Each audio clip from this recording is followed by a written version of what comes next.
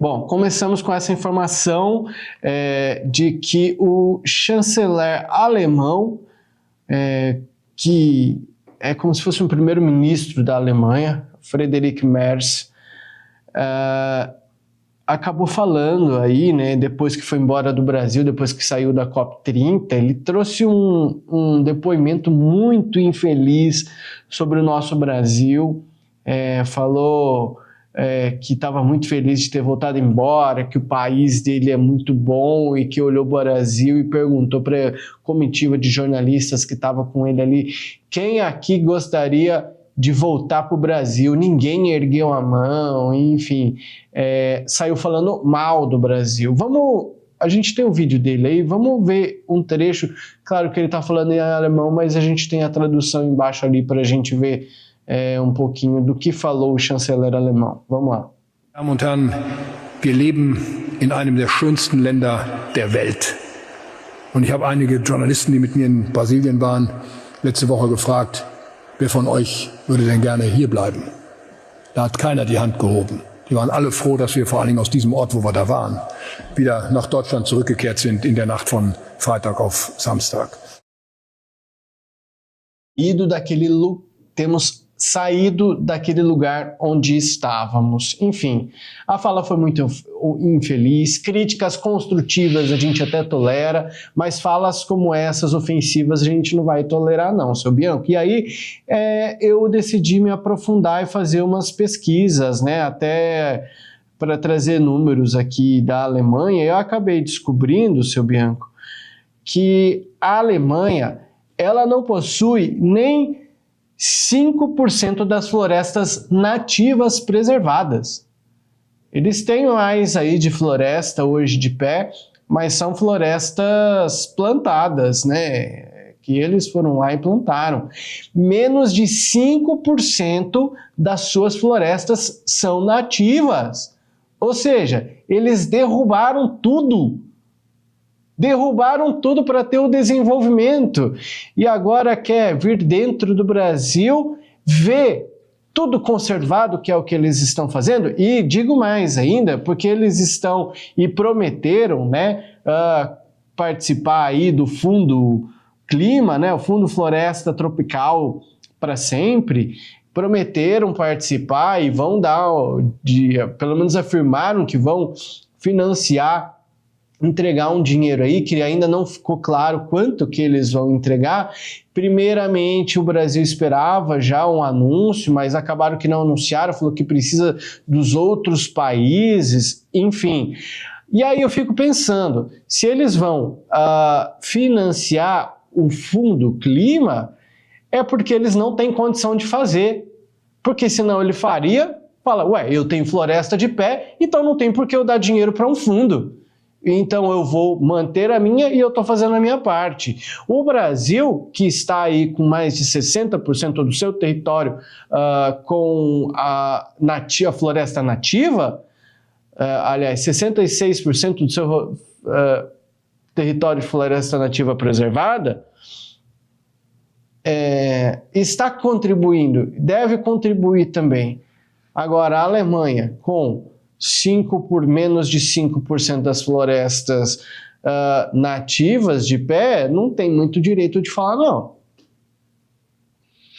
Exatamente, ele perdeu uma grande oportunidade de ficar calado.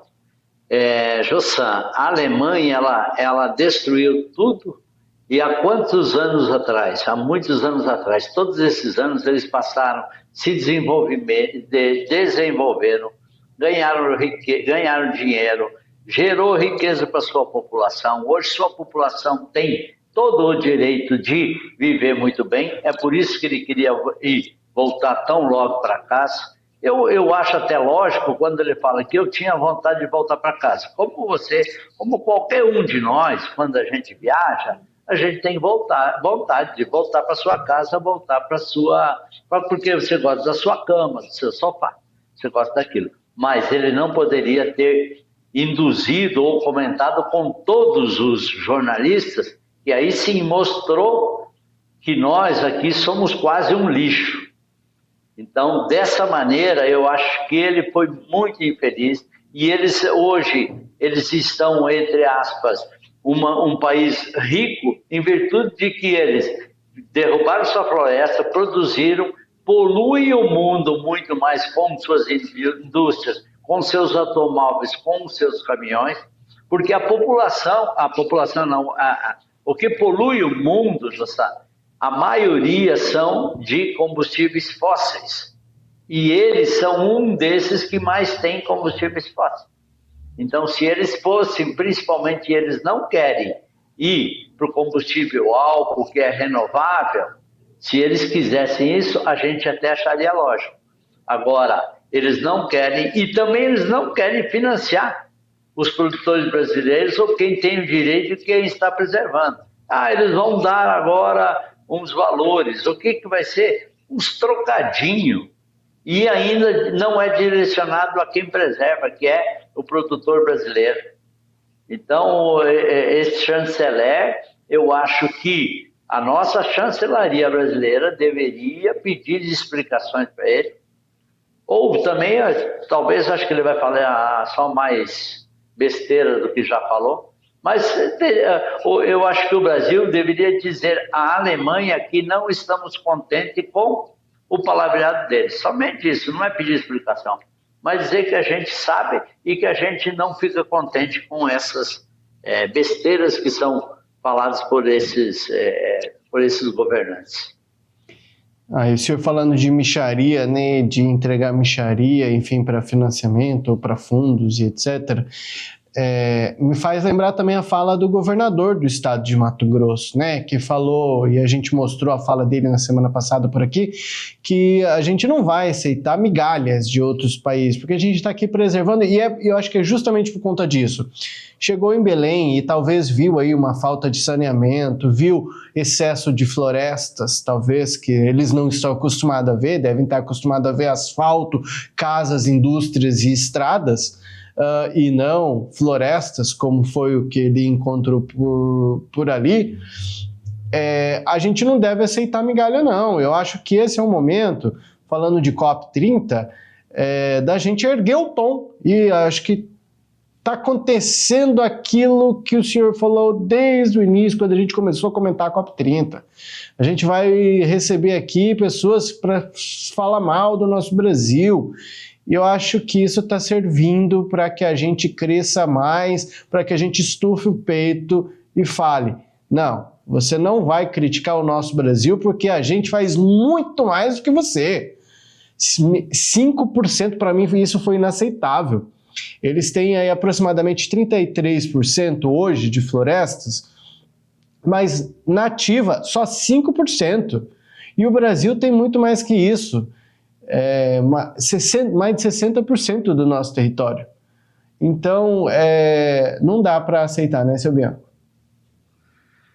Nós temos que levantar a voz, Jossan, nós temos que falar duro com essas pessoas, nós temos que escrever documentos, nós temos que mostrar ao mundo e, entre aspas, a gente discutir com eles. Porque se a gente for simplesmente nesse sistema de que nós sempre fomos os bonzinhos, como eu já falei primeiro, o que polui mais no mundo são combustíveis fósseis, que são o quê? Aqueles combustíveis usados em caminhões, em carros, que nós também poluímos, porque nós também temos caminhões e carros. Porém, a nossa preservação, a troca desse gás ruim pelo gás bom, nós fizemos e com muita sobra. Então, precisam eles fazer sua parte. Então, que eles façam o que nós fazemos, e aí eles podem, então, querer se dar o direito de nos criticar, mas que primeiro façam o que nós temos aqui. Isso aí. Primeiro faça igual para depois poder falar. Seu Bianco, no próximo bloco a gente vai falar sobre COP30 ainda. Uma carta manifesto foi apresentada aí pela AproSoja Brasil durante a COP30, querendo transformar passivos em ativos. A gente vai falar sobre isso já, o intervalo é rápido e a gente discute numa entrevista com o vice-presidente da AproSoja Mato Grosso esse assunto. Até já!